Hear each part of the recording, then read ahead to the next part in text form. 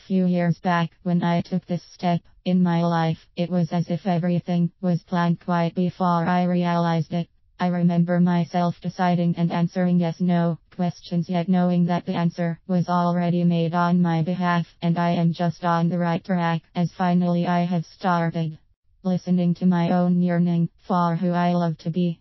Everyone knows this kind of feeling of the absence of what is right in your life. Every time when I look back, I am thrilled how easy things were sorted out, which can only prove the fact that we are created to create. We all are designed to add new blessings to this world.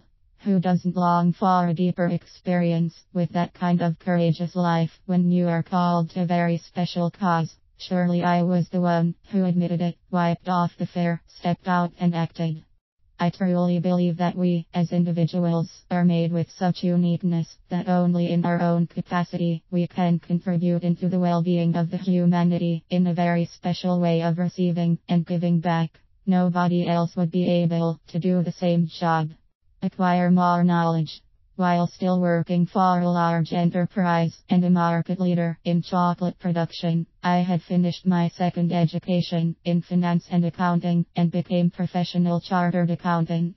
I knew that taking on bigger role and responsibility was sounded not only very attractive but stable and secure. Who would argue that having the title of CIO or CFO of a large multinational company, whose brands are literally in every grocery store, will resonate to everyone? Family would be proud. Everyone else would express respect. Friends' kids would be happy, and surely would love you forever as you keep showing up with a couple of kilo of free chocolate every time we meet. Yet little tiny voice kept talking to me. Rise up and act, as much more work is before you. On top of that, it was touching deepest part of my heart when somebody was talking about creating the jobs. That was it for me, as I could not be the one who was just listening. I must create those jobs. 1. Recognizing the purpose. It was obvious to me, and out of the following conviction I made this step going from employee into entrepreneurial skin, that there is this channel, a good cause, that is designed for me, through which my skills and talents have been steadily transmitted, and worthy of a determined effort for the strengthening and enhancement of all. Then next it was the following finding, that from now onwards my duties are going to be more about living high values and caring for people, rather than acquiring continued functional knowledge and professional skills or gaining more experience. It is going to be more about becoming wise in my decisions. It is when thorough diligence must be applied, and when looking ahead would require constant assessment of what had happened in the past. Winston Churchill said once, "The farther back you can look, the farther forward you are likely to see." Many puzzle pieces must come into whole and beautiful picture of my professional life to wipe off the fear and master waiting. Stepping out in spite of fear was my daily task, especially in the beginning of my journey. What kept me going is the assurance that there is grand plan.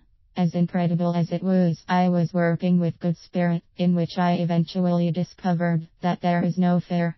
Secondly, I learned that I am going to miss out on one of the most transforming period of my life if I don't master waiting. Every significant decision took time. Staying patient and waiting have made me more mature, solid and well-grounded. I now can confirm that there is always a time between seed time and harvest. 3. Step into action. I was willing to practice the discipline, diligence and self-control to the level of perfection that was essential for me. The actions, which we call clean up your messes and water your seed, became my daily tasks. Having a proper attention to the strategic and operational planning, to accounting of transactions, to keeping in touch with prospects and customers, were my weekly if not daily duties. I learned to remember to relax. At some point during my journey I finally grasped that to have a day, to pull up a chair, sink into it, look back over the work of the last 6 days, and just enjoy is absolutely rewarding and success ensuring exercise. I now call it a day, with no to-do list. Better life for many. It is tough journey, yet during our humanity history many individuals who dared became seemingly victorious over that kind of upward struggle and been rewarded with the results of plenty and better life for many.